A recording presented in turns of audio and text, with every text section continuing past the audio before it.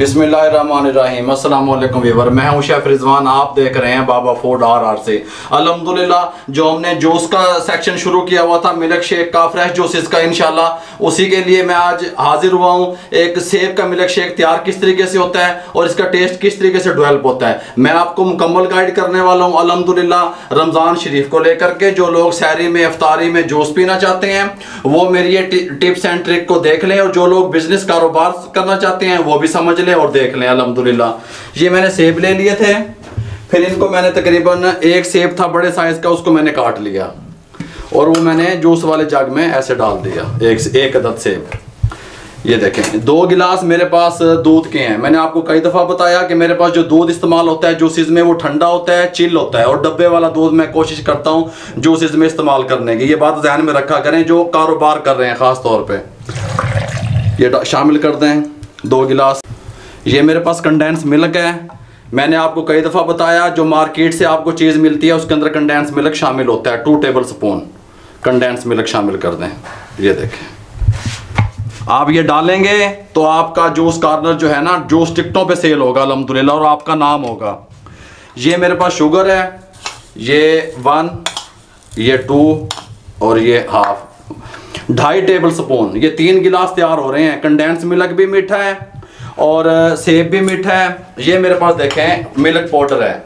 अक्सर जो juice corner वाले होते हैं वो करते क्या है, वो मिल्क पाउडर को दूध में शामिल करके पहले से रख लेते हैं, लेकिन मैंने आपको बताने के लिए, आपको समझाने के लिए अलग से इसमें डाल रहा हूँ 1 टेबल स्पून भर के मिल्क पाउडर ये शामिल करें। जो लोग कारोबार कर रहे हैं उनके लिए ये मेथड, ये तरीकाकार ये ज़रूरी है।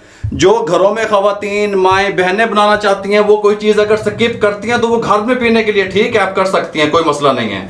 लेकिन मार्केट में शो होने के लिए, सिग्नेचर जूस बनाने के लिए, मिल्क शेक बनाने के लिए आपको ये चीज़ें डालनी पड़ेंगी। मैंने मिल्क पाउडर आपको अलग से दिखाया। जो जूस कॉर्नर है वो इसको मिक्स कर देते हैं दूध के अंदर। ये इसके ऊपर रख दें और इसको चला दें।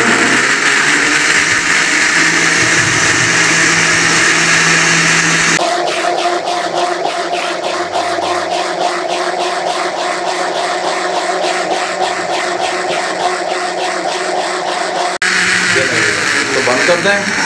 इस टाइम पे आके मैं इसके अंदर बर्फ़ शामिल करूँगा। ऐसी कंडीशन आप देख लें। ये इस तरह के ऊपर जो है ना झाग होनी चाहिए जूस के ऊपर, जब कस्टमर को आप सर्व करें फिर अच्छा लगता है भाई। ये आप समझा करें बात को। मेरे पास बर्फ़ है, बर्फ़ आइस क्यूब जिसे आप इंग्लिश में कहते हो। बाबा तो सादा बंदा इसमें डाल दें, आइस क्यूब डाल दें और इसको चला दें। मैंने कई दफ़ा आपको पिछली रेसिपी में बताया, जब तक ये रगड़ नहीं खाएगा जूस आपस में इनके साथ, चीज़ों के साथ, बर्फ़ के साथ रगड़ नहीं खाएगा, टेस्ट नहीं बनेगा। जहन में रखें बात मेरी। इसको चला देंगे।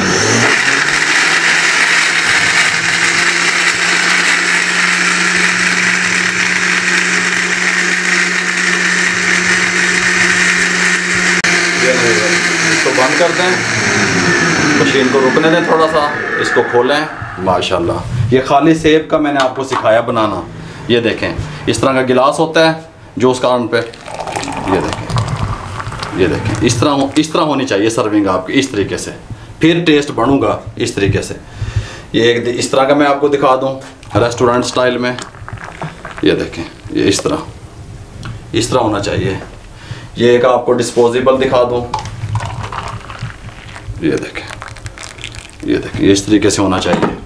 ये सेब का मिल्क शेक इस तरीके से आप बनाएं। ये इस तरीके से मोटा सटरा जूस वाला लगाएं। ये वाला गिलास 150 रुपये का जूस कॉर्नर पे सेल होता है। ये सेब का, ये खाली सेब का ये 100 रुपये का सेल होता है।